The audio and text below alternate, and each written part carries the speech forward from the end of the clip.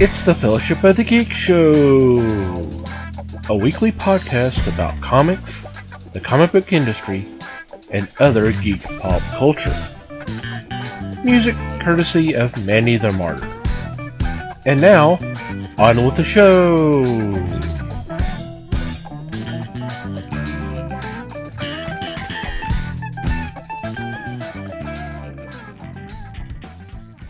Hey there, everybody. It's the Fellowship of the Geeks podcast. My name is Thomas Chick, and joining me for this episode is Mike Marlowe. Hey, gang. And Liz Newman. Hello, everybody. Unfortunately, Les could not be with us this week, but hopefully he'll be joining us next week. He is off having fun, so... Yeah, he's traveling. Yeah. So, safe travels, Les, and we will talk to you later. Yep. Yeah. He'll never do that, but that's okay. Yeah, of course. Of course. It's still the polite thing to do, right? At least we can say we did it. Right. We I think tried. we could actually prove it. So, He can't prove we didn't. right. Spam them with sound clips. We did it. We did it. So what's been going on in your corner of the galaxy? Oh, gosh. We're now neck deep in all the horror. I'm fool that I am. I'm trying to keep up. I'm already behind. It's the 6th as we're recording this. I mean, y'all won't hear it for another week, but yeah, I'm already behind. It's just, yeah, it's because I mean, it's a whole new show a day because I can't listen to all the podcasts as much as I would love to. So I have some that I listen to, and others I will kind of grab one every so often.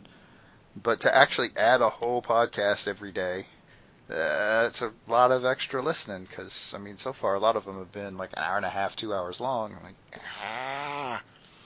and then Just don't have time. Right, and then you'd think you'd have time to catch up on the weekend, but that is not how that works for me. So I tend to get further behind on the weekend, but what I have heard so far has been a lot of awesome stuff. So I not entirely being self-serving when I say go check out what they're playing because there's some good stuff going on there. And we do have our episode actually has been moved up, so by the time this episode drops, it's already out. Is that right? Yep. Woohoo! It will be going to have dropped because time travel tends here. On Wednesday, the 9th? Yeah, the 9th. And funny time travel talk coming from Mikey. Okay. Am I the only one who kind of appreciates the irony there? The one who hates it is the one who has. Well, that's kind of where we're in the situation where we're kind of time traveling here. And we're talking in the future about stuff that's happening in the past, which is actually still the future for now, but it's the past from when you'll hear it. And I got a headache.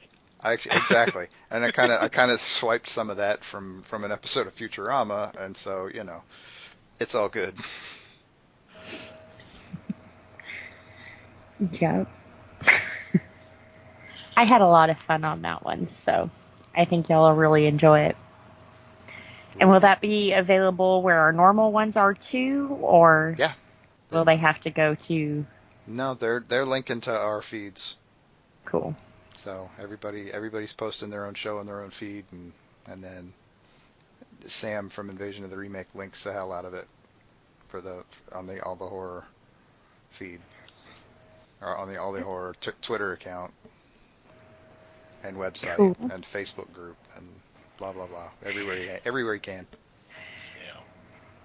And that's a fun Facebook group. I've been kind of enjoying that. Yep. There's been some cool stuff put in there for sure. It was funny because I posted the comment. I forgot who it was that was sharing about. Apparently, there's some people are trying to get Daniel Harris involved with the next Halloween movie, since they seem to be going after all the actors, surviving actors from the first film. I mean, they got Nancy Stevens. They got oh God, what's her name? She was also from Escape from Witch Mountain, and then she was in the Real Housewives of Beverly Hills. It's Kim something. Anyway, she's coming back playing the character she was in the film. So there was apparently some kind of, well, can we get her on and about that? And I was thinking about, well, why don't we get Charlie Cyphers? He was the sheriff in the original. He was Sheriff Brackett in the first film. So I did a little search. I went to IMDb because I was trying to find out if he was still active as an actor, and that's the latest credit was the Halloween film.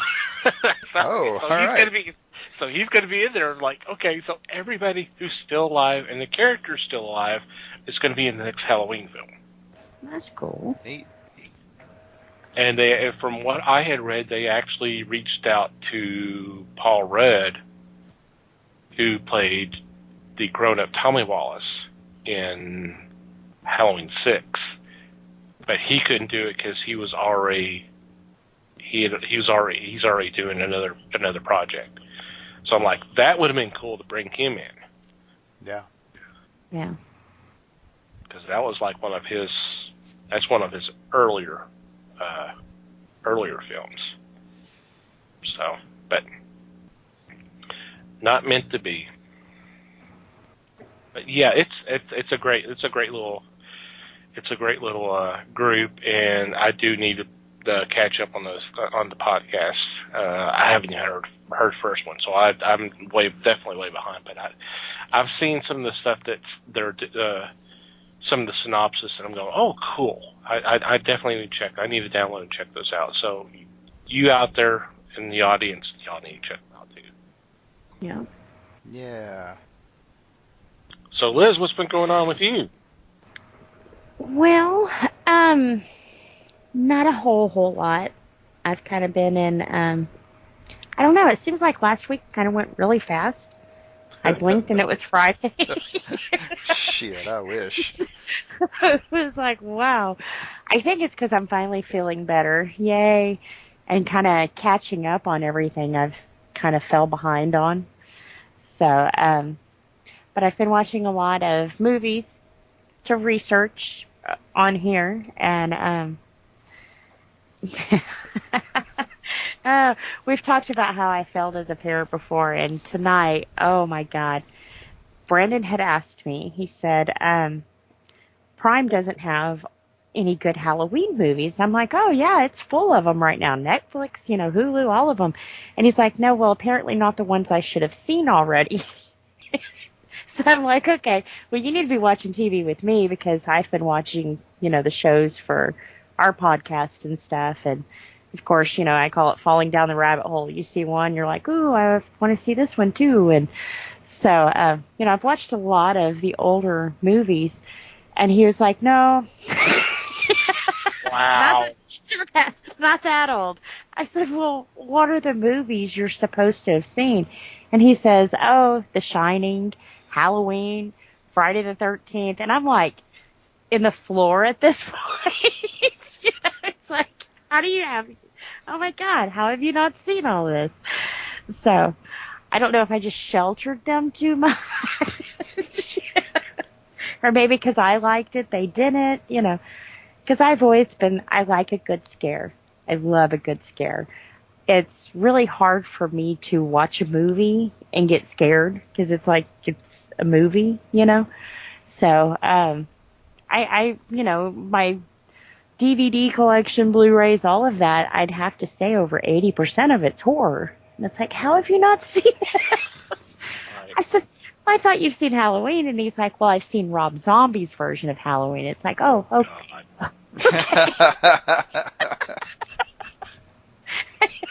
I could see why, So apparently he's seen all the Rob Zombie movies. Don't know how that happened. But, so yeah, that was just kind of like, wow. So now I've got to pull a list together and catch up my kid. Yeah. I can't walk around not knowing what Halloween is, Damn.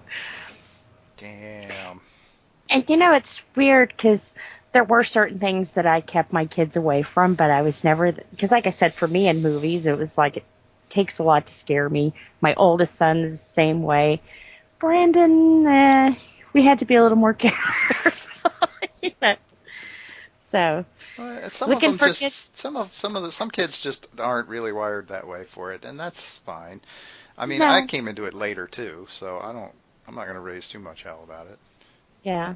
I mean, my parents allowed us to watch it, but they censored the famous hand over the eyeballs, Mm. And I knew that if my parents didn't want me to see it, I probably didn't want to see it either. But the one time I broke the rule was with Exorcist. We had just moved down here from Colorado, and me and my sister, we were in a motel room. They stuck us in a room, and they stayed out, and they were watching The Exorcist. She'd peek for a little while and watch it while I kept looking, and I'd take turns watching it.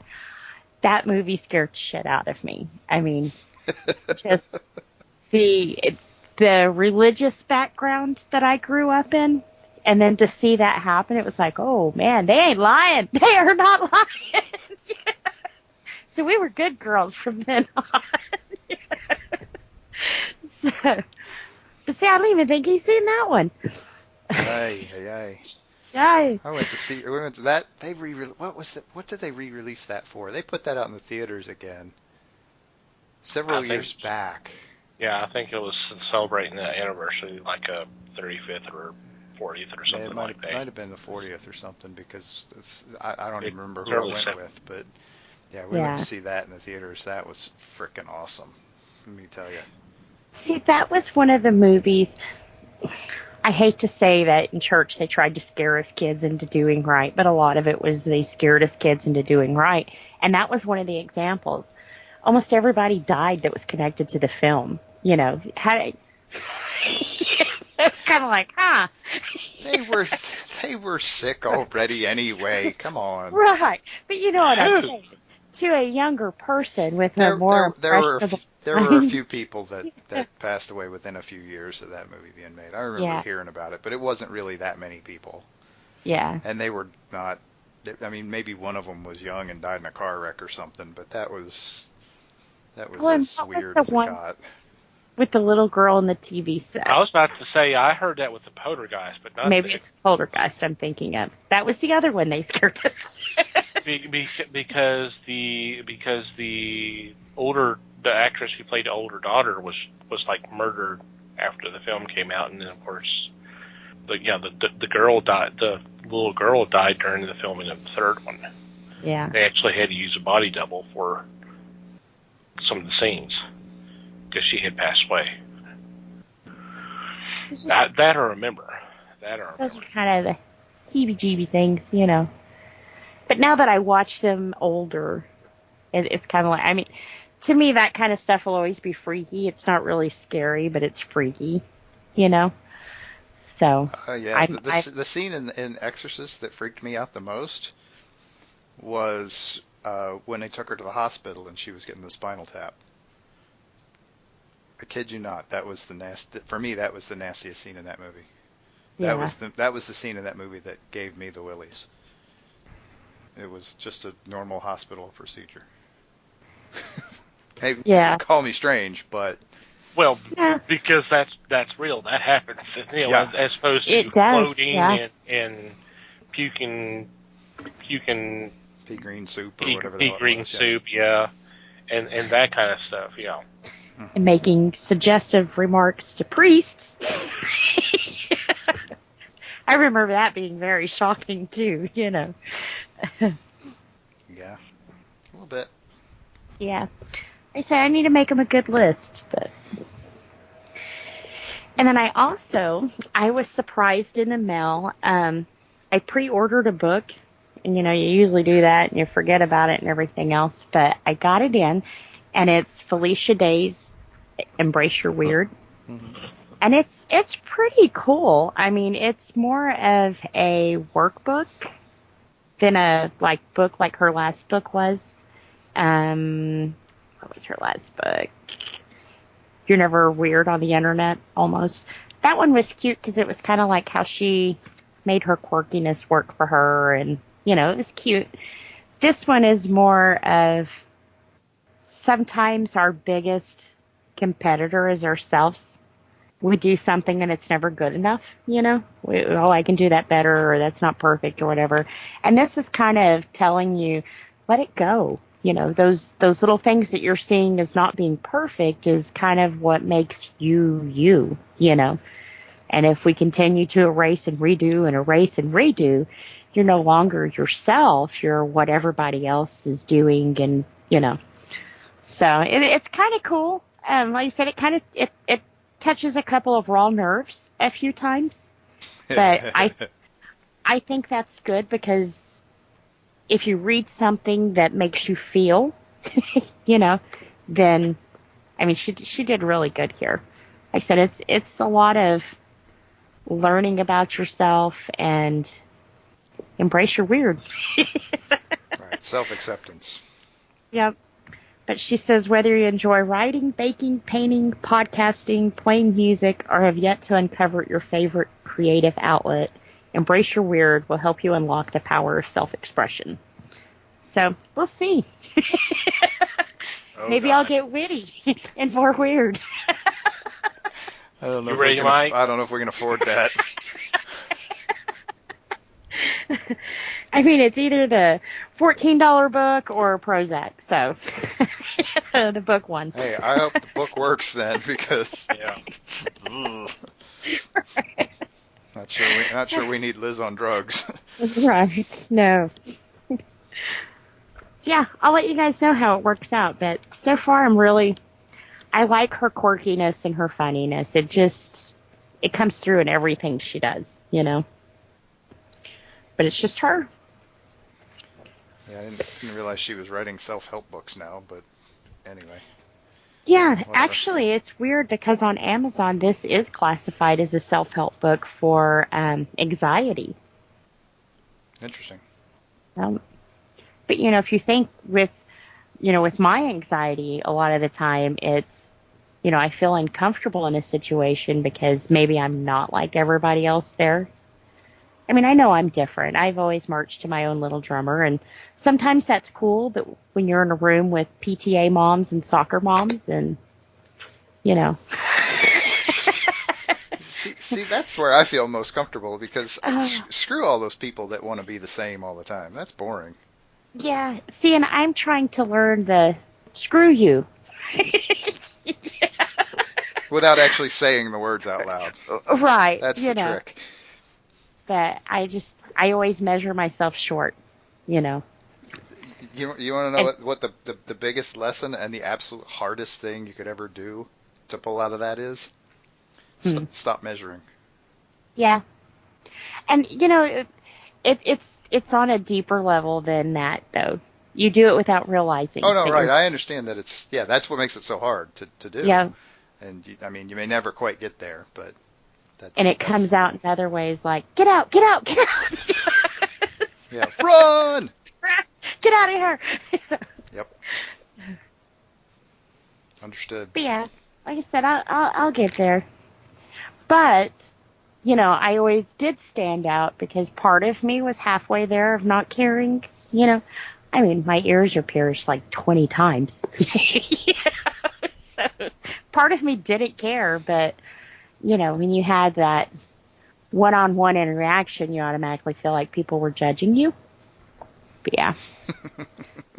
It's going to get better. Okay.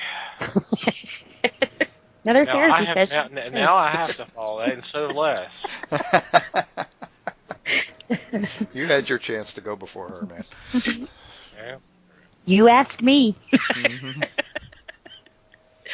Yeah, one of these days I'll learn. Maybe. You talk about the old horror classics. TCM is doing it once again. It's all night Thursday night and all night Friday night. Some classic horror movies. such great lists. And that's what I've been kind of catching up on some of those. Like this past Friday night, there was like a run of Godzilla films, including the original one. So that's been kind of what I've been doing. Is just trying to take it easy and kind of enjoy this time of year. Because there's usually some stuff that gets pulled out that doesn't really get played a lot during the rest of the year. Hocus Pocus. It only comes out in October. Weird. Okay. Mhm. Oh, y'all have seen Hocus Pocus, right? No. Yeah, I think so. With Bette Midler and... Oh, I know the film. Oh. I've watched. I know Like the film. It's not Halloween till you see that. A Nightmare Before Christmas, too. At your house, maybe. But that's a Christmas film. I think it's both. I think it's both. He's supposed to be in Halloween, but... And I think it was actually released before Halloween. And, you know, I don't know if you guys want me to fall down this rabbit hole. I stop now. Right. I'm on a Tim Burton fan site on Facebook. No. Sometimes Really? Shocking. Sometimes they put some really good stuff out there, but a lot of times it's like teenagers bickering of, no, I'm the biggest fan, and no, I know more of his stuff. And it's like, who cares? You know, just watch what you enjoy. But they're saying now that Nightmare Before Christmas is not Tim Burton's. And it's like, well, his name is part of the title of the film. You know, he wrote the poem. I think at the time, I could be wrong on this, but I think at the time he was tied up with Batman. And he had, is it Henry Selick produce it? Which is the same guy who did Coraline. But since it was his poem and his characters and everything else, he still got his name in the movie. But that's also why a lot of people confuse Coraline with Tim Burton's work, because it's the same producer, same styles, you know. But it's kind of like, guys, you know, I mean, if you have an ideal and you make the props and you write the script and you do everything about it, but some guy directed it, do you give him all of the credit for that, or is it still yours, you know? I would say it was still his. Why? It depends, because how many projects, how many films have Wes Craven presents?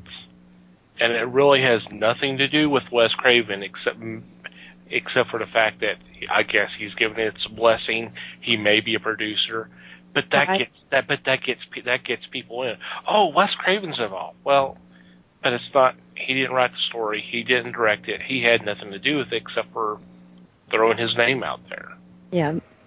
But see, with Nightmare Before Christmas, Tim Burton did all of that. He did the script, the characters, and everything. The only thing he didn't do is direct it. He was directing Batman at the time, so he let this guy do it. So it's kind of like, it's your idea, you know, here's how I want it done. And I think he still does get credit for, not Tim Burton, but Henry. He still gets credit for producing it and everything else, but this is my story. This is a poem I wrote. These are my characters that I've made and hand molded, and you know. Okay, let me. And I'm not trying to argue with you. No. I just next week teaser. We're gonna be doing Roger Corman films. A lot of Edgar Allan Poe poems that have been turned into films, or loosely. Well, let's just say loosely adapted into films. They're saying they're Edgar Allan Poe. God damn, I can't talk. This is not good. This will work because we're starting. They're his poems. They're his characters. Now, he didn't produce them. Roger Corman did. I was about to say, did he Now, granted, he wasn't around; he was Yeah. alive. But See, you know, it's hard Yeah. to compare stop animation with that, because with stop animation, he was able to make the characters before they were actually used. So he did that. He just couldn't make sure that it all went smoothly. You know, he laid out a plan. Here's the poem. Here's the characters. Here's all of Jack's little heads, so you get the different effects and stuff. And here's all of Sally's little heads and stuff. This guy put it together.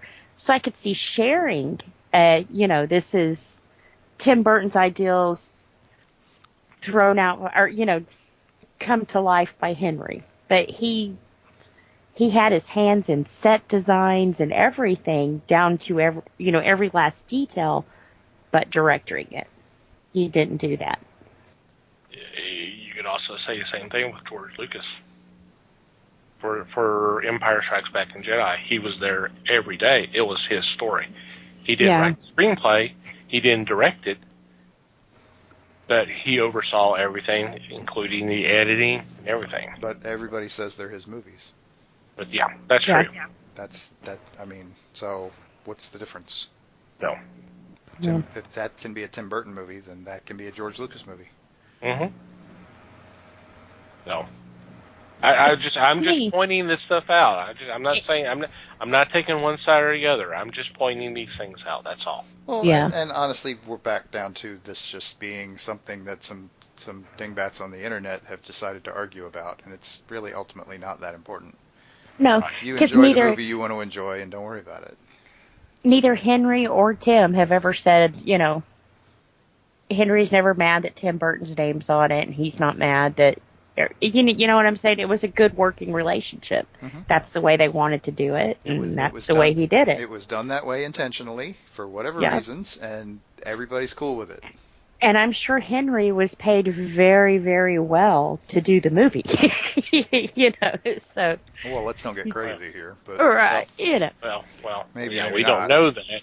We have no reason to even suspect, but yeah, it doesn't matter.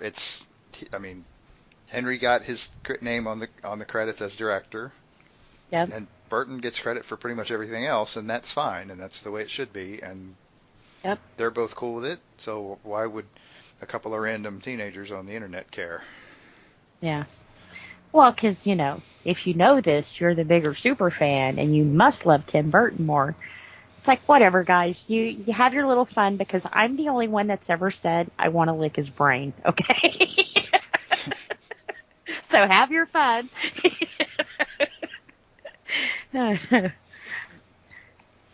Ew. Yeah. I mean, I would just love to be able to sit down and talk to him one-on-one for like 30 minutes. Or hell, even just give me 5 minutes. The creative process that he goes through, and, the little sick humor that's put in things, it's like, man, he's me with funky hair. 30 minutes? Yeah, you probably get one answer if you ever seen an interview with him. Yeah. And see, and I think I used to be totally in love with Robert Smith from The Cure. And if you look at them side by side, separated at birth, I think I have a type. Which is weird, because Phil does not fit that type. Not at all. Not even close. No.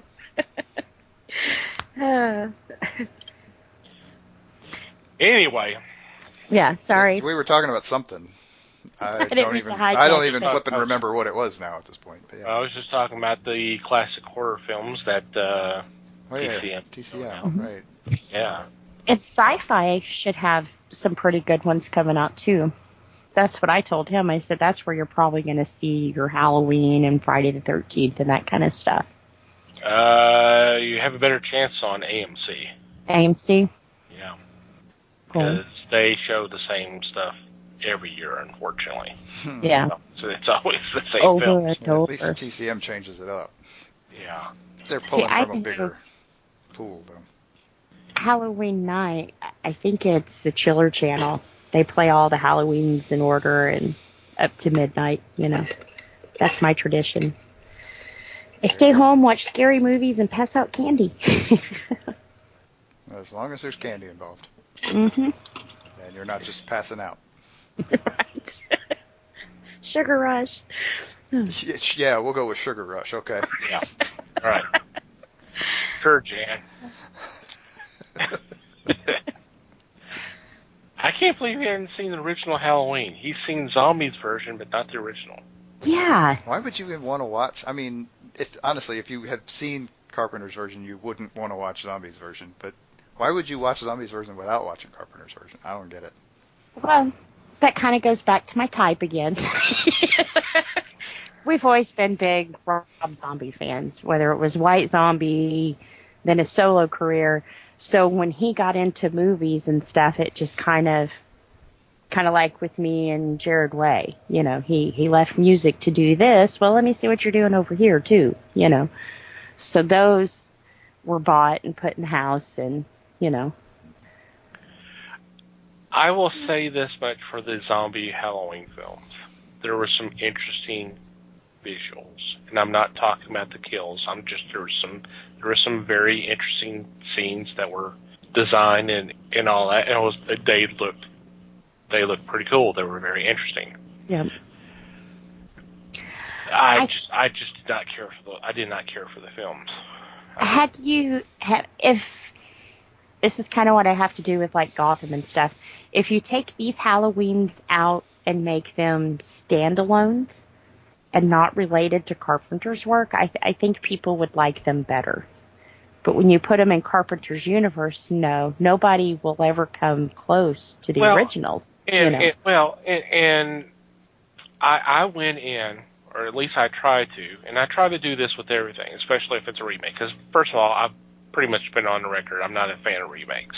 Yeah. There are very that I think actually do as well, if not or better. John Carpenter's The Thing is one of them I thought was better. It was actually closer. It was more faithful to the original story too. But I went into it trying to keep an open mind. It's like, okay, let's see what he's going to bring. Let's see what we're going to do. And I wasn't impressed. We kind of talked about this before. It was the whole, well, here is the reason why Michael is the way he is. And I was like, okay, you're trying to humanize him. You did that. That was done with Jason in the Friday the 13th remake, which I kind of liked. I thought it was interesting. I don't think it was as interesting for Halloween. Yeah. Because with the Friday the 13th, and boy, we really got off topic. We hadn't gotten to the topic yet. So it's okay. Got it yet. But it's still Halloween related. The thing about the Friday the 13th is they try to explain how he was able to kind of move around the way he did, because there was just and you just go ahead and blow off the whole fact that there's these underground tunnels underneath this camp. Just forget about that. Once again, it's a movie. Right. But I thought it was an interesting idea. And it kind of reminds me back to, this is way back, where George Hamilton did this live special in Transylvania about the Legend of Dracula, and they talked about the fact that the whole myth or the whole story of Dracula being able to disappear and reappear were because there was these hidden passages and all that, and he was able to just go wherever he wanted to without being noticed. It kind of reminded me of that. I was like, that's kind of a cool idea. Yeah, it is. It explains how he could be here one minute and then the next minute he's over there. Not that really needed to be explained. Right, that's true. Right. Not that it needed to be explained, but it was an interesting enough idea. You go, okay, I mean, that's fine. See, I like Robot Chicken's explanation. I don't know what that is, and I'm not sure I want to know. But the whole thing of essentially, and I guess you have to see the second film to understand a little bit more about the psychosis and all this from Michael. But he was basically, if you just watch the first film, he's saying, okay, well, Michael's just, there's this rage there, but it's also being fed by a broken home. And just, he's not a well-liked kid, and he gets bullied and this, that, and the other. And it just looks like, okay, so you're blaming the environment for him being the way he is. Okay, that's, all right. I don't care. He was more fun when he was a monster. Yes. Yeah. I mean, this is one of those cases that I've talked about before, where sometimes explaining something screws it up. Mm-hmm. Yeah. And there's just, I mean, that's just the way it is. Because it takes part of the mystery out of it. Right. You're killing the mystery. Yeah. Well, I won't bring up that point till we talk about our movie. Because the older movies were great at use your mind, Yeah. Yeah. Your best tool as someone who is making a scary movie is the viewer's brain. Yeah. You can never make it as scary as whatever they're thinking. Right. The imagination is the person who is most effectively capable of scaring the piss out of you is you. Yep. Because I know what scares you. Exactly. Mm-hmm. And your subconscious brain is a dick, and it will choose to do that if you feed it the right stuff. Right. And that's the whole thing right there. Yep. That's why the Blair Witch Project is a scary film, in my opinion. Mm-hmm. As someone who has been out in a couple of times, late at night, doing a sleep out, you start hearing noises that you're not familiar with. Your mind starts picturing, okay, what is that? And there's some people who thought that was not a scary movie. It's like, obviously, you've never been in a place where you hear strange noises and you can't figure out what that is. Once again, it's what your mind comes up with that scares you more than anything that will pop out and go, hi. Yeah. Anyway. Uh-huh. Let's move on. Before we get into this week's topic, I want to remind everybody about our upcoming events. Actually, our next event will have occurred by the time this one drops, but we'll still talk about it because it will happen again in November and December and so on and so forth. It's our monthly meet and gab, which is held every second Saturday at 7 p.m. And it's at Wing City, which is located at 1456 Beltline Road, Suite 120 in Garland. So if you're in the Dallas-Fort Worth area, like to come out and hang out with us, have some great food, and have some fun conversations, by all means, come join us. We've been doing this. This will be our 10th month, because we started back in January, if I'm not mistaken. So we've been doing it all year. And I think it's been well received. I've always had a blast doing them.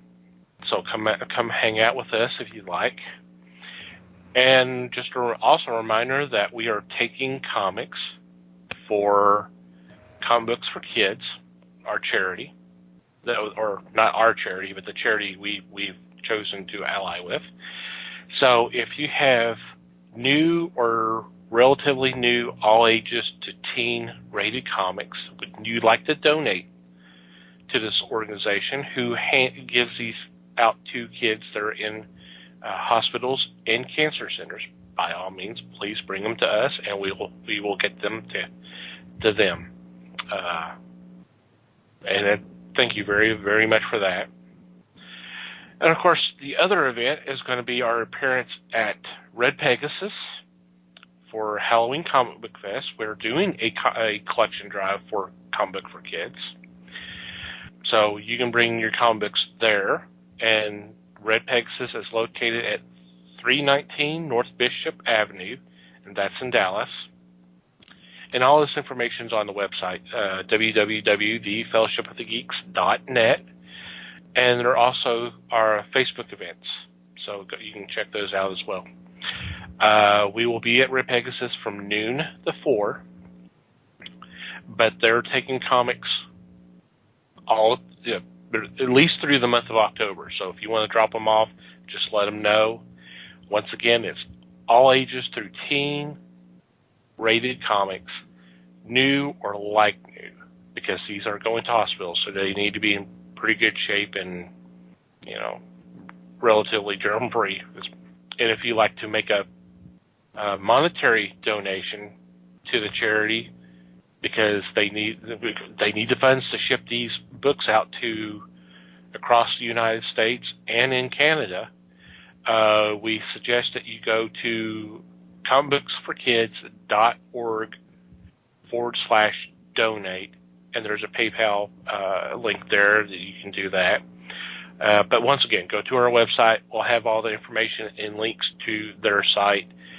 And there's also a frequently asked questions regarding the comics. If you like to donate your comics, all the information's there.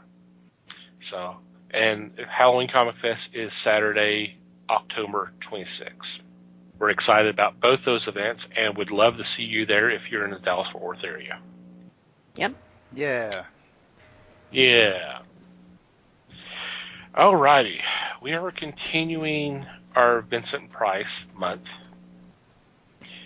And I'm excited about this. This week we're actually looking at the two films that he starred that were directed by William Castle. William Castle, if you're not familiar, was a writer-director who did a few horror films, but his thing was he would do some kind of gimmick to the film. There would be something that kind of would be done in the theater to kind of add additional screams, startling the audience and all that. Get a rise out of people. Get a rise out of people. And from every indication, he was extremely successful with this. And the films we're talking about is House on Haunted Hill and The Tingler. Let's go ahead and talk about House on Haunted Hill first. The premise of this film is Vincent Price is a millionaire who is basically hosting a party, a small private party, who's, I think there was 5 people, to spend the night in a haunted house, and if they make it, if they survive, they each get $10,000. Which was, of course, a ton of money in 1959. In 1959, that's a ton of money. Yeah. And of course, his I think this is like his 3rd or 4th wife, something like that. Yeah, I think if I remember right, it was the 3rd. Yeah. And it's her birthday. It's her birthday. She's so amusing. Oh, I thought she was great. Well, he said that like 4 or 5 times at the beginning of the film. She's so amusing. She's so amusing. In his little Vincent Price voice. Yeah, you can tell how much they love each other. All the attempts that they've had on each other's lives. So, Well, one thing that both these movies had in common, his wives were awful. I mean, just horrible, horrible people. Not that he was much better, but they were just horrible people, So, yeah. So, and these 5 people needed the money, so they were willing to be there all night because they were desperate. They were desperate to have $10,000. And of course, a lot of weird, crazy things happen throughout the film. Yeah. So let's go ahead. Let's. I'm sorry. Go ahead. Well, I was saying the 5 people were actually his alibis. You find that out by the end of the movie, but I think between the 2 movies, I really enjoyed this one more. It was kind of freaky. I mean, his wife hanging herself. And it was kind of, when I saw her hanging there the first time, it was like, oh, that's kind of cheesy because it's, the 50s and the effects they have to use and stuff. But then I found out later, no, it was meant to be cheesy because she had a vest on and homegirl really wasn't dead, Yeah. We're going to start that homegirl shit again. Yeah, spoilers, by the way, for two 60-year-old movies. Both of these movies came out in 1959, so Yeah. we're going to spoil them. We will. You can find them online pretty easily, so. Yes, since they're both public domain, they're pretty easy to find, yes. Mm-hmm. Yeah. I think the House on Haunted Hill you can watch for free, but I did have to rent the Tingler for summer. I couldn't find it anywhere. Yeah, I couldn't find it for free either. And if I did, this is going to sound so snotty, if I did find it, like on the Roku channel, it has commercials, and you wouldn't do it? No, my ADD won't let me do it. Yeah. Damn. So it was like $2.99 on Amazon, So I rented it. Well, I take that back. House on Haunted Hill's public domain, maybe not the Tingler, because House on Haunted Hill is like on every set of horror films. Yeah. Yeah, and you can find it. You can pretty much find it on YouTube, even, I think. Yeah. The version I watched was on. I can't remember now if it was Amazon or Tubi. I think I watched it on Amazon. No, Tubi has it. Yeah. And it was the colorized version. Yeah. And I guess originally it was black and white. Yeah, I can't believe. Oh, I'm sorry. You watched the colorized version. The colorization is pretty terrible. Horrible. And I mean, like at one point they just colored the people and left like the house because it's supposed to be night, and and it's like, no, you can still tell that's a black and white film.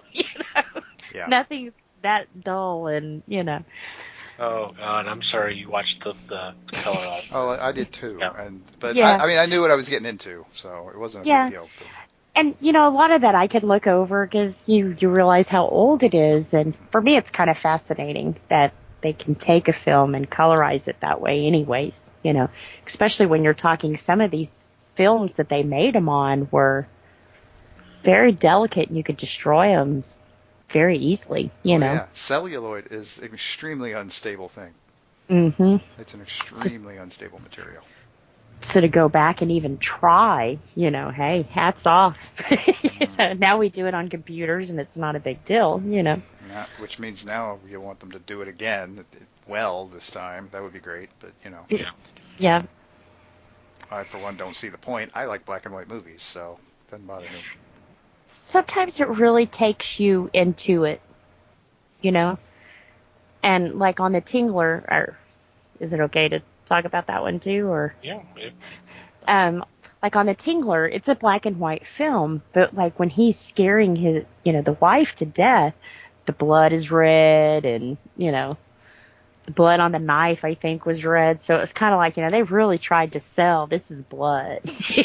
Well, but that was done on purpose. Yeah. Mm-hmm. Yeah, well, and that's part of the gimmick, honestly. Yeah, that was Yeah. the gimmick. Yeah. Which did kind of make it a little bit more, ooh, I mean, it's not like there weren't color movies in 1959. There were. Right, there were. Yeah, they knew how to do that. Yeah. It was. Yeah. That was part of the. Yeah. That was not a colorization type thing. That was intentional. That was intentional. But in both the movies, I think the gimmick was pitch black. Like when he thought he shot, I forget Vincent Price's character. I almost called him Vince Neil. Wow. I forgot Vincent Price's character, but when he thought he shot him, you didn't know what happened until the lights came back up and, the wife was there. And that was kind of cool to me because, I know I've seen this movie because I remember that skeleton rig, but I've forgotten a lot of, the little details like that. And it was kind of like, wow. See, and I'll admit, this is a movie, House on Haunted Hill, that I had seen I rewatched it again, obviously, a few weeks ago, for this. I had seen it before all the way through, but it's a movie that I have seen like the first half hour of several times because that's the slow part. That's the part that I had trouble getting through. And so I've seen that because I've tried to get through it 4 or 5 times and failed. Yeah. The kicker is once you get past about the 45-minute mark, it gets really interesting. It does. So please, if you're going to watch this movie, be patient. It does finally start moving. It's very slow at the beginning, but see, and I think part of that, like House on Haunted Hill, takes place in what, 8 hours? yeah, it's overnight. From midnight to 8 o'clock, and then the Tingler, that's really only 2 days, maybe, that you're dealing with there. Mm-hmm. So it was kind of, a lot to set up in that little short time, Right. And You're going to make it seem realistic anyway. The poor girl, they were trying to drive crazy. I would have went crazy too, but I think she handled things really, really wrong. Really, really wrong. She had a gun. She should have shot the wife when she tried to scare her instead of the husband. But yeah, I'm not 100% sure why she was so jumpy. yeah, I never saw a reason for it other than she's a girl in a movie in the 1950s. yeah, pretty much. I mean, it's almost as if they're trying to set up the guy hanging out with her as a tough guy by making her just a complete wimp. Yeah, protect me. Yeah, it was very weirdly set up. Mm-hmm. It was oddly written. And I've never been in a situation where somebody's trying to kill me or haunt me in a house or anything else, but I'd like to give myself a little more credit than to be the one who's always oh, that I don't like screaming. I really, really don't like screaming. And it seems that's horror 101. Get everyone screaming. But to me, it makes the girl look stupid that you can't do anything but run and scream. You got a gun. You can do more than scream. Or, absolutely. turn agree. around and push them, or, the rope going around your ankles. Kick it away.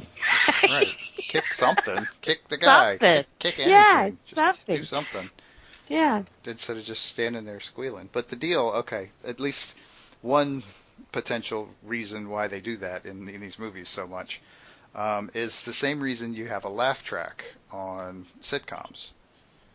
And the primary purpose behind that is it's sort of a guidebook for the audience to know when to laugh. How you're supposed to feel. Yeah, it's totally an emotional signpost thing. And so the screaming is just the same except for horror. So they got her screaming several times early in the movie to get people kind of primed to scream. Right. Yeah. You're priming the pump. And I don't know, have you guys ever been to a movie where people screamed? Yes. Like, not cheer, but actually scared, they screamed, in the movie theater. Yes. Yeah? Not often, but it has happened. I've had people scream in movies because things are scary on the screen. Well, I say that. My sister was a screamer. There you go. Nightmare on Elm Street was not fun with her. Yeah, I remember people screaming. This is actually going to sound really bad.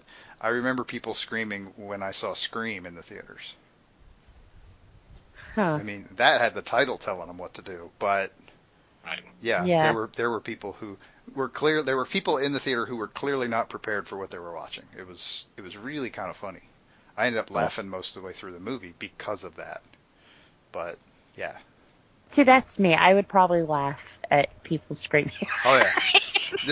This is yet another reason why I don't like movie theaters is because the other people are distracting.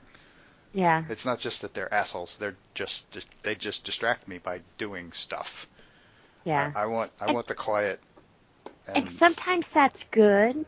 Like Endgame, when people were cheering and clapping. That was kind of cool because you were kind of in your own mind going, hell yeah, anyways, you know. But someone to scream like that, I would probably, you know, what the hell's wrong with you? That would scare me more, someone screaming next to me than, you know, watching a movie. Mm-hmm. So, yeah. And I guess that's it right there. I'm not scared of movie stuff like that, but real life, I'm more scared, you know. Well, that's just self-preservation instinct. Yeah. But I guess part of my mind will never go past this is a movie, you know. This is fake. They make this. You just saw this guy on TMZ last week eating ice cream, you know. So, Everything celebrities do is fascinating. it's so fascinating. Hmm. But yeah, like I said, that's why these older ones are a little bit more interesting. 'Cause like I said, with the lights and stuff, they almost make your own picture. You know, whatever you think happened here, you know. Because honestly, I out of the older ones that I've seen recently, I can't recall past that. But they really don't show killing on screen. They show, and you know, the assumption, maybe a shadow or drop of blood or something like that, but they never really show them killing someone on screen other than choking. Mm-hmm. Right, hell yeah. Half the people that died in this movie fell into a pit of liquid, Yep. which they told us was acid. And 1,000-year-old acid. And then, well, I think it was only 100, but yeah. Yeah. Really old acid, either way. Yeah. Yeah, and then you'd see the skeletons float to the top, which was kind of a cool effect. But That was pretty cool. yeah, The little rat. Every time a gun went off, it was either in another room or it was, like you said, pitch black. Off screen. Mm-hmm. Or they'd show them shooting, but not the person getting shot. Usually Right. by the time they flashed back to them, they were grabbing, but you didn't see blood unless it was coming up out of a bathtub or sink, you know. Mm-hmm. Dripping from the ceiling. Yeah. There was some of that. But sometimes that less is better, you know. Because like I said, you at that point, you use your own mind of what happened there or how they did it or how bloody it was or, you know. And this is something that Hollywood has completely forgotten. Completely. They've dumbed down horror. Mm-hmm. Yep, it's all just cheap scares and screams. Yeah. And jump scares. I freaking hate jump scares. They are so stupid. And I do not know why they put those in movies. Because work? Yeah, I was about to say they're effective for some people. That's what I hear more than anything. I was thinking when y'all were talking about hearing someone scream in the theater, I'm like, I can't recall anybody screaming.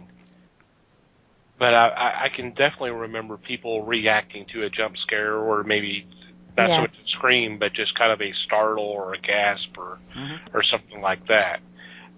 That's what I hear. Yeah. And I may actually react to some of them depending on if it's not something that if I didn't see coming a mile away, which unfortunately a lot of them I do see coming. Mm-hmm. Then that's the problem. That's when I'm sitting there going, really? Come on. Were you not paying attention? Go ahead, Liz. I'm sorry. No, I'm agreeing with you. And those people in the movie theaters who make the jump scare, and you're like, you're an asshole. You're really an asshole. And usually it's my husband.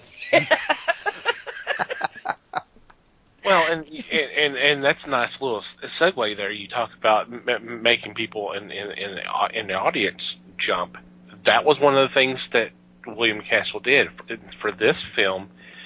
Some theaters had a pulley system set up to where the sequence with the skeleton, a skeleton fell down in front of the audience.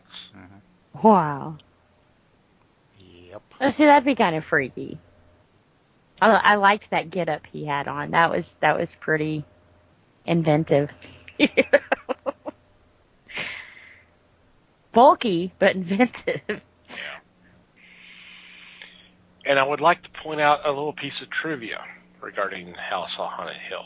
Mhm. This was filmed at the Ennis house, Frank Lloyd Wright Ennis house, which, if you are a Buffy the Vampire Slayer fan, this was a house that Angel was staying at during the second season when he became Angelus.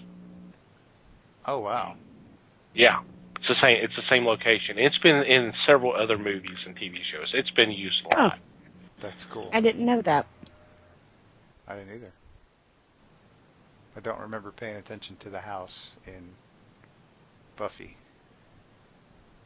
But Yeah. that was also a long time ago. It's been a while. Yeah, I remember when I went back and watched when I tried to catch up with Buffy, because, as you know, Mike, I was rather late to the party. Mm-hmm. So when I started watching it, and I got to the second season, and I saw the mansion that he was staying at, I was like, I've seen that place before. And of course, I did research and found out, oh, okay, because I had already seen House on Haunted Hill, and it's been in, like I said, it's been in several other films. So that's a little bit of trivia there. Pretty cool. That is pretty cool. But yeah, House on Haunted Hill, I enjoyed it. You know, it's a nice little film. I agree. I wouldn't say much about the remake, but then, once again, it's the remake. I haven't even seen the remake. Yeah, once you get past, like I say, that first 30 minutes, which is really, really slow, and it's okay for a movie like this. You kind of expect the first bit to be slow, but I always thought this was way slower than it needed to be. I mean, it was way too deliberate about setting up some of the stuff it set up. I agree. But overall, I like the movie. I like the way it kind of works itself out at the end. Yeah. And how, I mean, I'm not gonna go into a whole lot. I mean, but it turns out. I mean, I like the way that it turns out that it being a haunted house is almost secondary to the whole plot. Right. Well, that's what I was saying. I didn't notice anything haunted about the house. And, like, after everything was said and done, everybody comes into the room and he's like, this is what happened, and this is what happened. We're done. And he walks out. And it's kind of like, what? Yeah, the way he kind of delivers that at the end, it does seem kind of anticlimactic. Right, because it's like, didn't your wife, like, hang herself? I mean, what? Well, and a lot of that, too. When she killed herself, and he's kind of like, oh, huh, okay, everybody in the living room, and let's have a madcap. It's like, what? Dude, your wife just died. Whether you didn't like her or not, you still got to put on a show, maybe squeeze a few tears out, But no, it was like, okay, on with the show. But see what, and the part that I mean, as much as I would ordinarily hate something like this, the part that I almost wish that he had actually said at the end was, for the sake of everybody who was listening at the end, everybody was still there at the end. Okay, I knew somehow she was going to try to kill me. That was the whole purpose of this. But it didn't. It took me a while to figure it all out. And Yeah. you kind of want him to own up to that, because I mean, midway through the movie, when she's hanging from the thing and they're in there talking, and people are starting to accuse him, and you want to genuinely think that he still isn't sure what the plan is yet, how this is really going to work. I mean, I could almost believe that at that point he simply doesn't believe that she's killed herself. She doesn't believe that she's dead. He doesn't know quite how to figure it out or where she is, but he's... And with the relationship they had, Why didn't he double check the doctor? I mean, you can put a mirror under somebody's nose and see if they're still breathing or not. But he took his word that she was dead. And he was like, oh. But see, what? my deal is I'm not sure he really did. He Yeah. appeared to. That's He true. sort of pretended to. And in but- his mind, he's like, she's so amusing. Yeah, right. He's like, yeah, okay, maybe he's in on it. And that may be when Yeah. he started suspecting him. Yeah, But, this is you know. cute. Because he told her at the beginning of the movie, he knew she was with somebody. Mm-hmm. He just hadn't figured out who he was yet. Mm-hmm. So maybe you're right. He kind of put it together then, like, oh, okay. Yep. Or at least was starting to. Yeah. And certainly wasn't prepared to tell them yet. Because that would Yeah. have screwed the whole thing up. You got to keep them in the dark because you never know. I mean, they could all be involved. Right. I mean, Ah, the one who yeah, I was hadn't least thought about the that. one who was least likely to be involved was Nora, the girl, the screamer, because none of the others knew her. But he had invited all of these people. Yeah, but he had reasons for inviting all of those people. They Yeah. all had something that they needed $10,000 for. They needed a shit ton of money in a big old hurry. Well, for it some may not reason. say anything about everything that happened that night because I want my $10,000. You know? Right. And if it's good enough, you may be paying me more than $10,000. Mm-hmm. Yeah. So they're going to all play it cagey from each other, even if they do know each other, which most of them didn't. But that's neither here nor there, really. Yeah. The trick is getting a certain group of people who have reason to act suspiciously locked in this house and sort of see what unfolds. It's Yeah. kind of a cool idea, really. It is. Yep. If a little dangerous, of course. So let's talk a little bit about the Tingler then. In this film, Vincent Price plays a scientist, and he sure does like playing a scientist, doesn't he? Mm-hmm. He does. I wonder why. I don't know. Who discovers a organism that he's called Tingler, which apparently feeds on the fear of a person.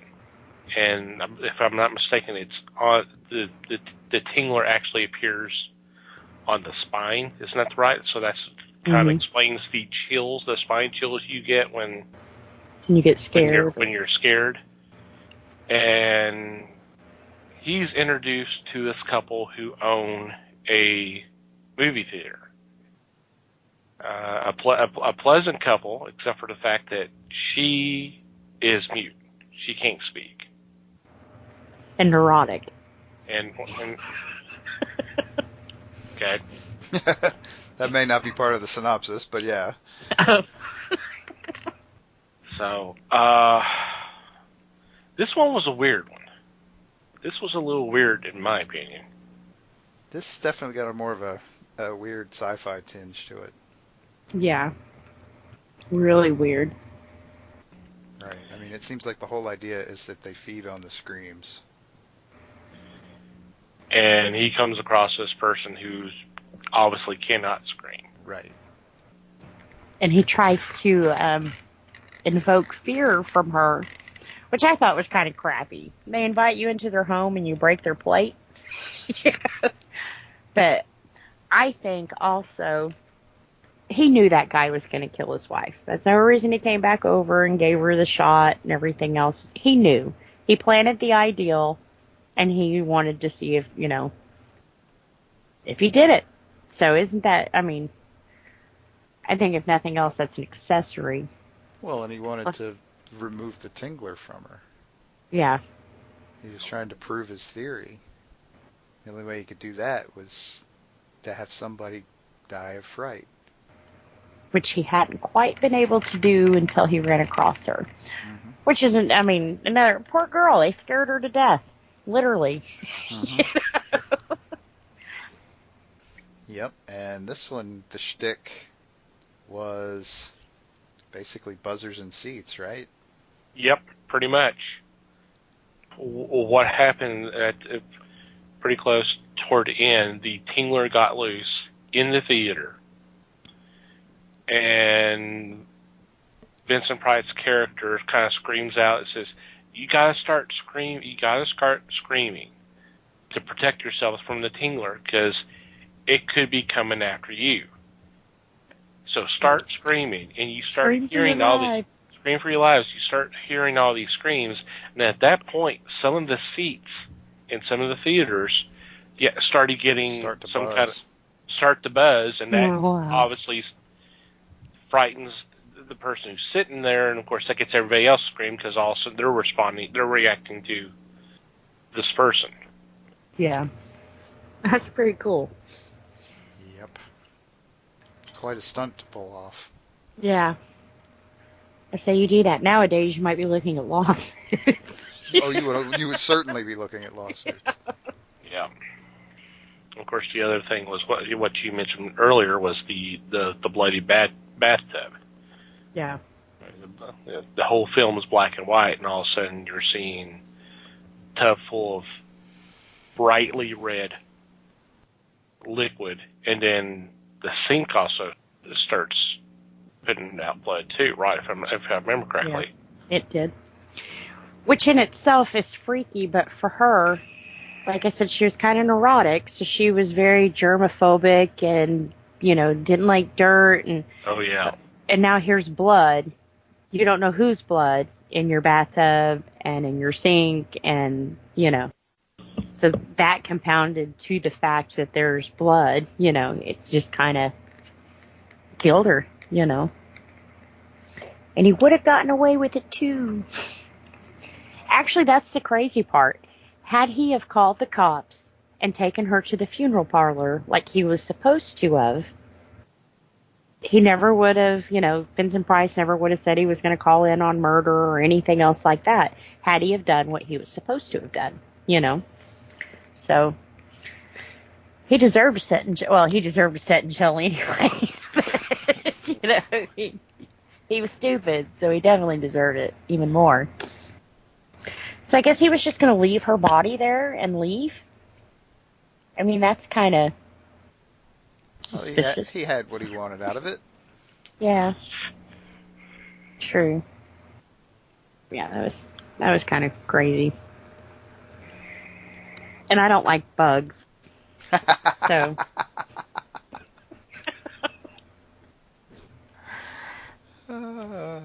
Yeah, it's got a bit of an insecty look to it, doesn't it? It does. Like a bloody flea lice bug or something. Ugh. There's practically an entire subgenre in that time frame of horror movies about bug monsters. Yep. There were a lot of them. I guess somehow they were cheap to do or something. I don't know. Well, but not only that, like with me and bugs, it plays into a personal fear already. Before you even do anything, you have me going, ugh, just to see a bug. So it kind of plays on that personal phobia and adds a layer into it. And most people, they are scared of bugs. Maybe not all bugs, but they are scared of some bugs. Mm-hmm. Me, it's bugs and snakes. Oh, man. Oh, man. Ugh. No. Yeah, good to know. Yeah. Yeah. That would be my Saul. Find the key under these bugs and snakes. I'd be like, nope. Just snap my head off now. I know. Making a note. Liz does not like bugs.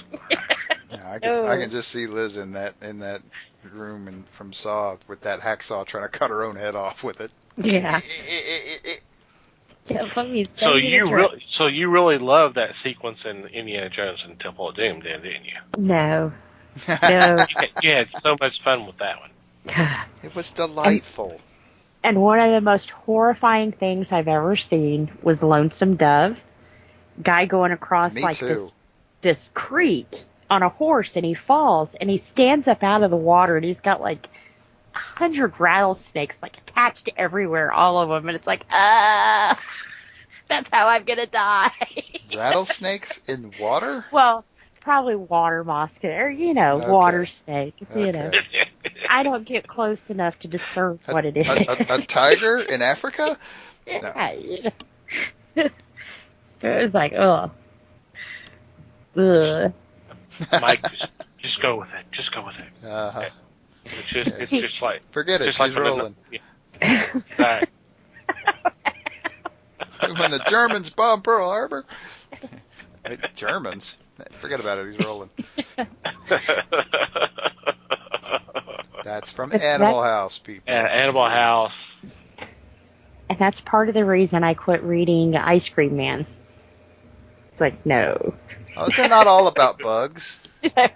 I didn't even Because read Germans- past that. Pearl Harbor? I'm not getting this. Yeah, There. they did a creepy one on bugs. They did. It was creepy. That was icky. Mm-hmm. But I did read the next one, and it's still good. But anyway. So you must really love that last story in Creepshow then. Ew. Oh, yuck. No.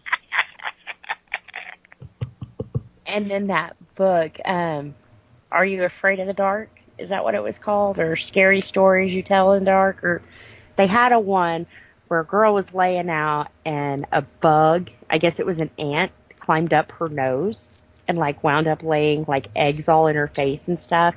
Oh my God. I probably clawed at my face for a week just thinking about that. Always was putting toilet paper on my like, heck no. No. That's gross. Or wasn't it? Bugs are just as scared of you as you are of them. Ooh. Then why do they chase me? Because Go they the can't, other way. Because they can't see that well. That's why. You're outside of their range of vision. That's why. And They're then running I in a found- random direction. It happens to be toward you. Every time. And the scariest thing ever, I found out that water bugs fly. They fly.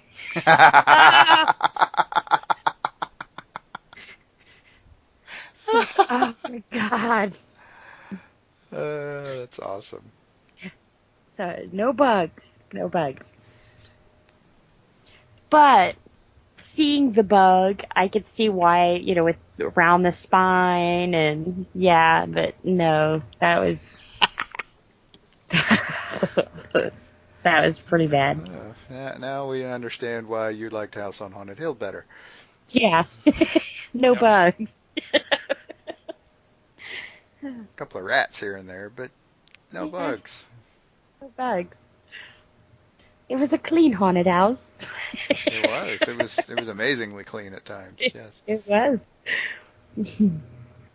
That allegedly nasty old cellar was remarkably free of dust in some places. Right. Yep. It was cleaner than the bedrooms they were in. Yeah, big time. Minus the dead rat in the trap, but Well, sure. That's just adds color. improves the feng shui. Absolutely. Yeah, definitely like Haunted Hill or House on Haunted Hill better. Yeah. I said this one wasn't a bad one either, though. No. I just think the other story was more captivating. Yeah, well, I mean, it was a little more murder mystery-ish than Yeah. Tingler was. There was no mystery. It was just it was an early take on body horror, basically. Yeah. And it was one that, I mean, how well it worked is probably debatable in that regard. But yeah, I mean, I think there was more, and I think Tingler is known more for the gimmick than it is for the story, or pretty much anything that happens in the movie. Right.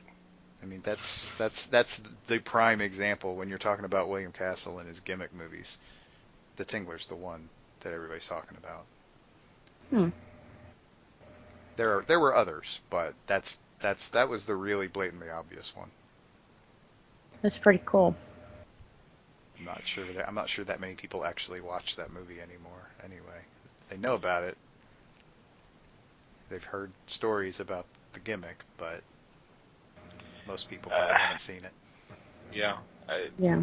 Well, I mean, as y'all mentioned, it's pretty hard. It's pretty hard to find the locate. So It is a little tricky. Yeah, it's not on the usual lineups. Probably. Yeah. I mean, and I suspect it's just because there's not really a lot of demand for it. right. Yeah. And that's like next week we have a few that it's been kind of hard to find too. Yeah. It's fun because there are a couple of those that I would really like to track down, and I haven't been able to yet. Yeah. Same. I'm sure they have some kind of collection of his, you know. There are some, yeah. I mean, like what I picked up, it collects 3 of them. That's cool. But there's one more that I still want to see that I've actually heard really good things about, but I haven't seen it, and I don't think I'm going to get to before next week. Which bites. Yeah. Mm. That's okay. There will be plenty to talk about anyway. Yeah. Yeah. For sure. Alrighty. So all in all, go ahead and see both of these, but you need to see both, but you'll probably enjoy House on the Hill. Yeah. But Tingler is all right. It's a pretty good film. Right. Yeah, it's not terrible. It's just not. I don't know. It's hard to say why it's not as good, but it's not as good. Yeah. It's interesting. Alrighty. On that note, we will take a quick break and be back with our weekly picks.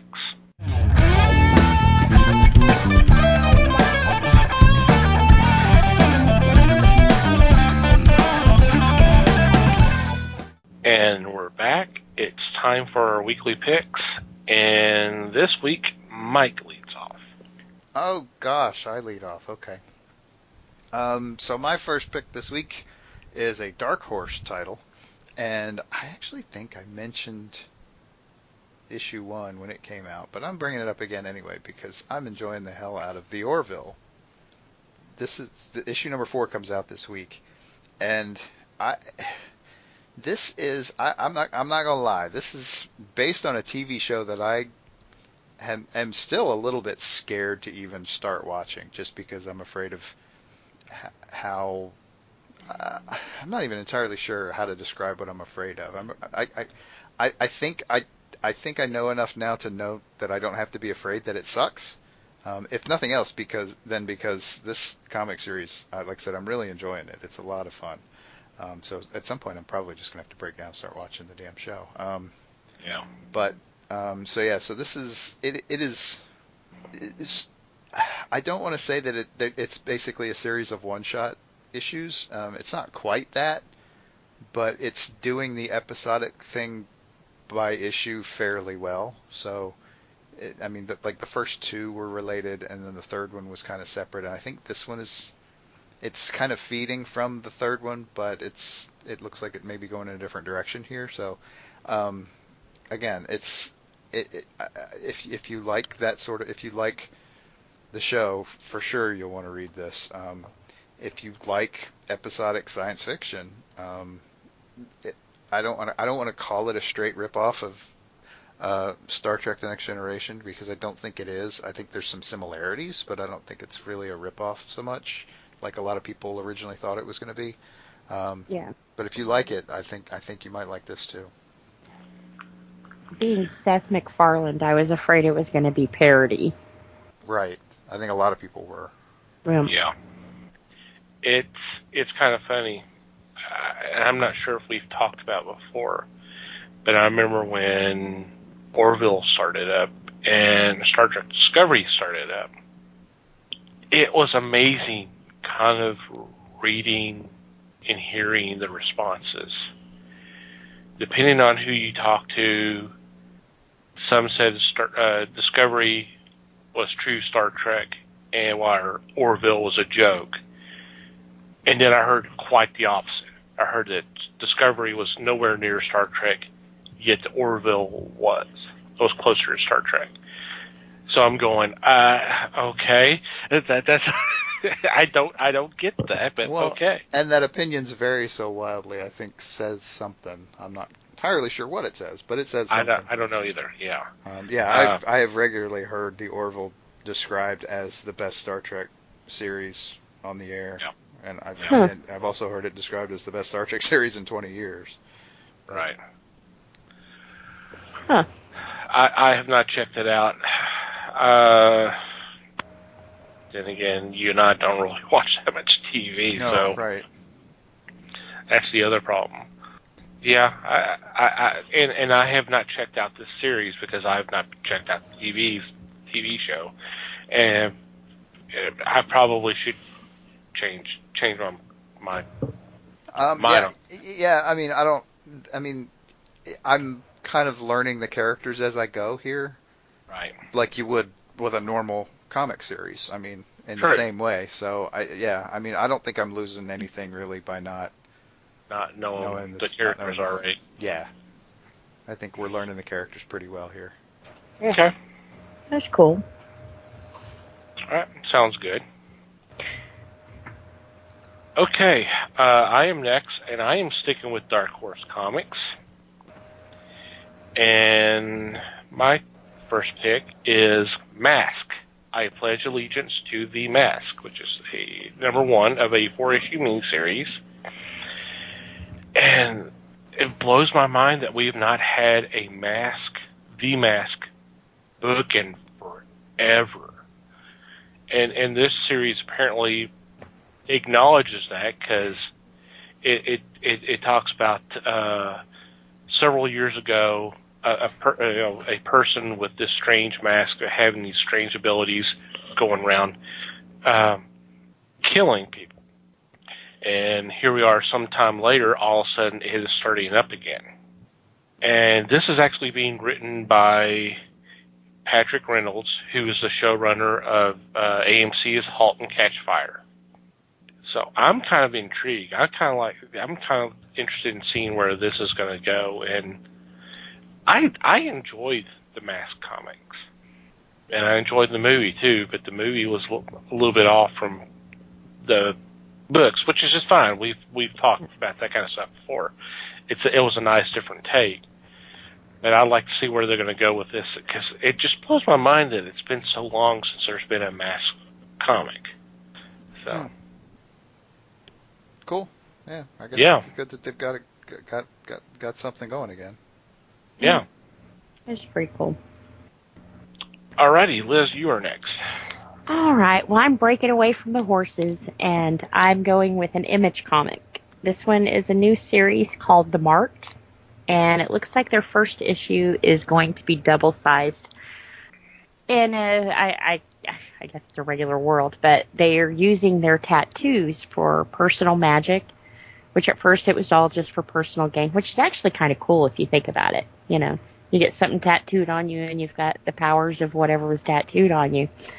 Well, a new person comes along. Her name is Liza, and she creates kind of a hybrid society of the marked people who have these tattoos, and they start using their powers for other things that aren't so good. So this one, like I said, it should be pretty interesting. I love anything to do with tattoos.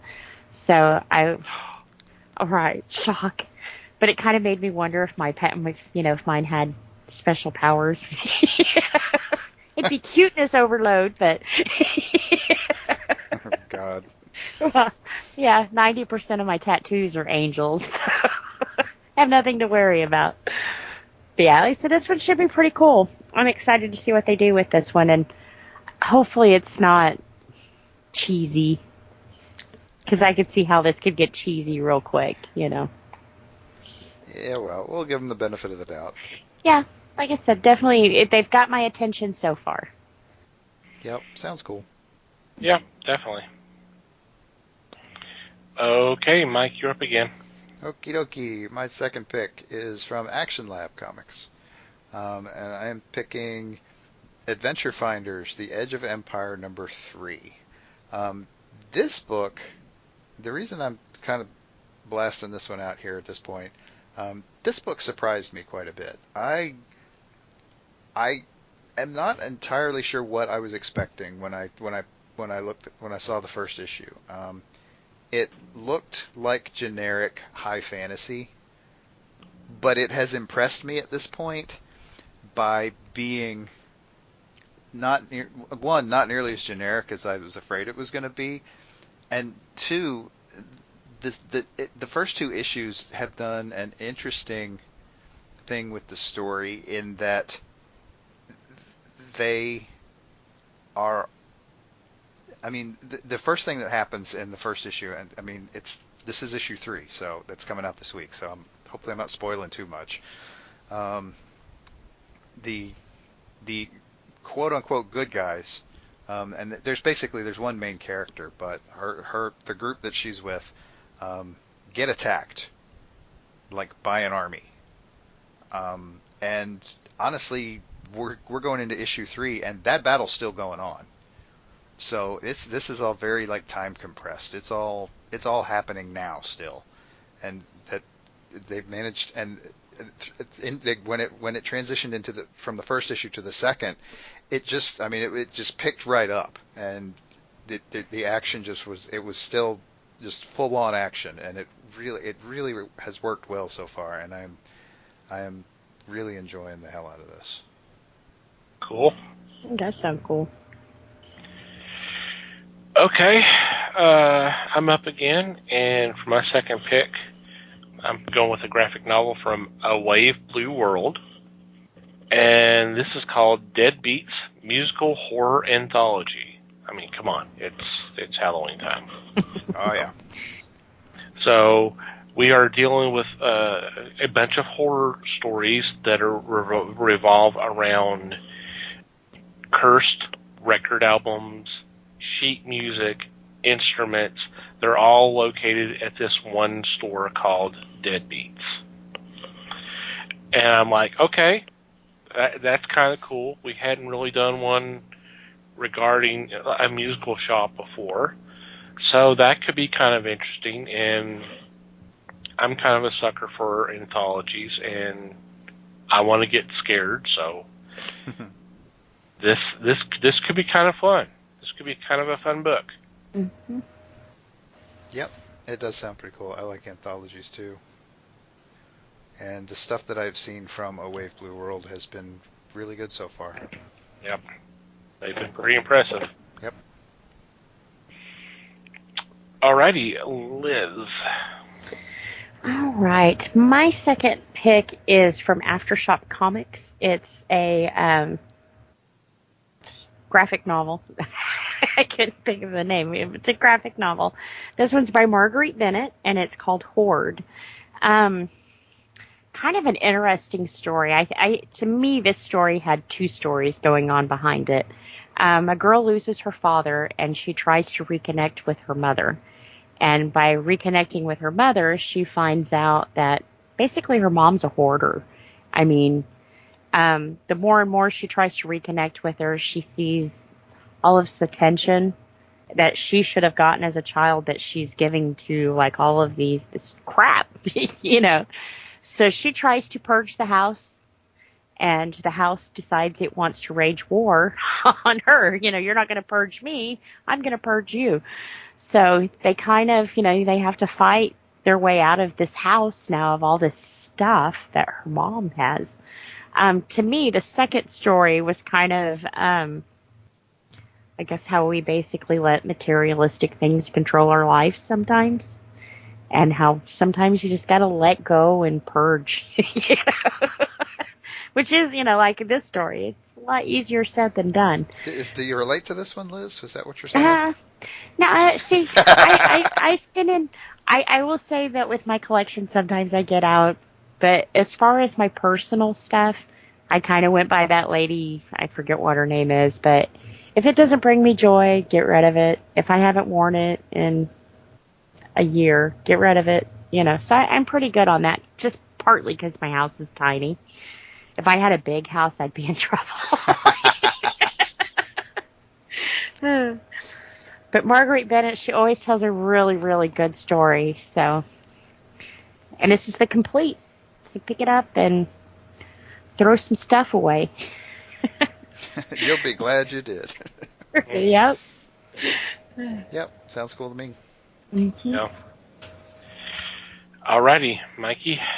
Oh, I'm up again. Yeah, since Les is not here, we're doing 3. So my third pick, I'm going back to Dark Horse, and I am picking Steeple, number 2. This is another one that issue 1 just sort of surprised me, which, call me cynical, that just doesn't happen as often as it used to anymore. But this is the story of a young woman named Billy, who is involved with the church, and she has been assigned to this tiny little church parish on the coast, and she shows up, and her first meeting with the parish priest is startling, not to say the least. I'm actually not going to spoil it, but because it's a whole lot of fun. And I am just dying to see where issue 2 goes with this. I agree. It was a very intriguing first issue, and when I read it and when I finished reading it, I was going, okay, I'm not sure where this is going to go, but this could be which is great. We shouldn't be able to know where things are going to go. You know, we should be going along for a ride. We shouldn't have figured out how things are going to end, and we need to be a part of the journey. And this was definitely, the first issue kind of really impressed me. So Yep, they really built up well to the kind of the twist. I thought it built up really well. If I keep talking about it, I'm going to spoil something. So I got to stop. But yeah, I liked it a lot. Yep. Okay, I am next, and for my third choice, I'm going with a 3-issue miniseries from DC Comics, and it's called Superman Smashes the Klan. Now, this is inspired by the 1940s Superman radio serial Clan of the Fiery Cross. And the premise is it's 1946, and this family is moving from Chinatown, located in Metropolis, to the center of the city. And they're having to deal with people who are not exactly happy with them moving there. And what happens is some folks, I'm pretty sure, make it clear that they're not welcome there. That's when Clark Kent and Lois Lane get involved, trying to find out what's going on, and because it's a newsworthy event, but plus the fact that they care about these people. And then when one of the children gets kidnapped, that's when someone else gets involved. So this is going to be kind of interesting. Like I said, it's inspired by a radio serial from the 40s, but it's also apparently it's being written by Gene Lin Yang, who wrote the new Superman series for DC Comics, but he's also written some other great stuff. And this is his personal retelling of this story. So this could be very interesting. And I definitely like the look of the book. So Cool. Yeah, there's an interesting topicality to this, which I think is important. yeah, there's that too. Yeah, there is that too. Alrighty, Liz. All right. For my third pick, I'm going with another graphic novel. This is Goosebumps. What? Goosebumps, Horrors of the Witch House. This will actually be the third arc in this series, I'm not sure if this is the first time that Goosebumps has done this, but this is the first line that I've read that instead of it being novel, it is actually graphic novel. So, I kind of wish they would have done this beforehand because, like, my oldest son was more into graphic novels than reading, and I think this definitely would have captured his attention a lot better. But like I said, this is the third arc. There's a house in Beaver Creek, and they know it as the witch house. Well, this time it looks like a tech entrepreneur witch is moving in there, and 3 kids they're trying to figure out what she's up to.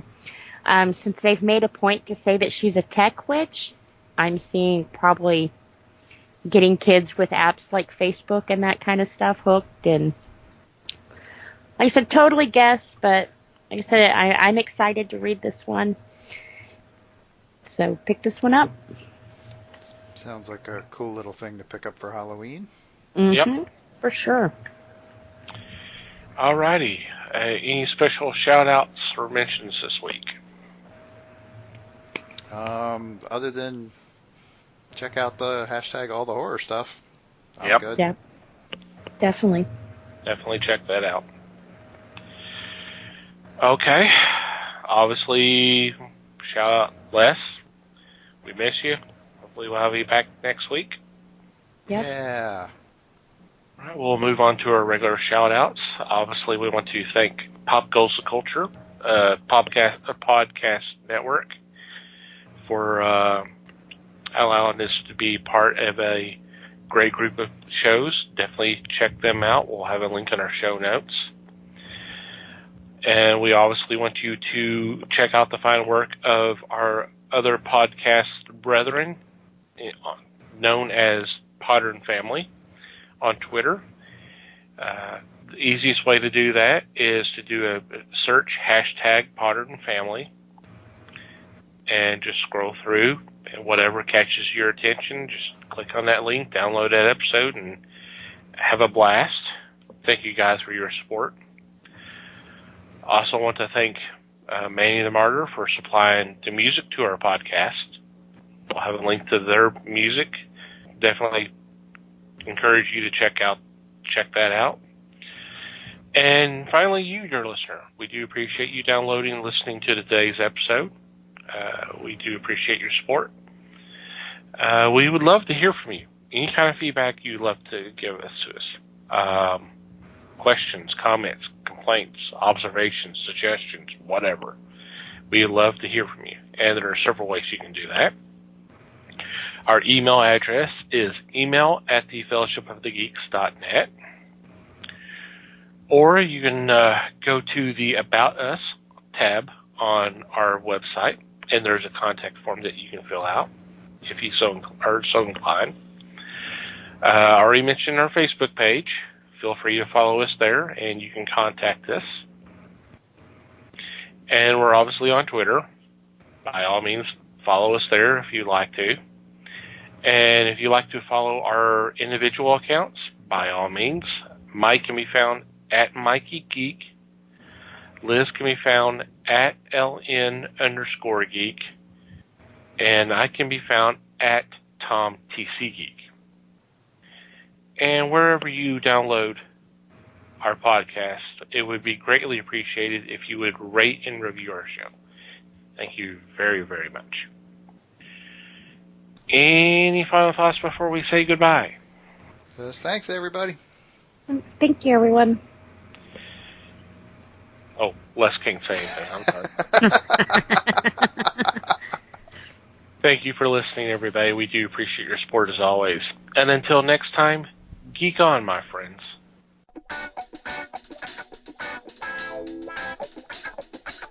We thank you for listening to the show.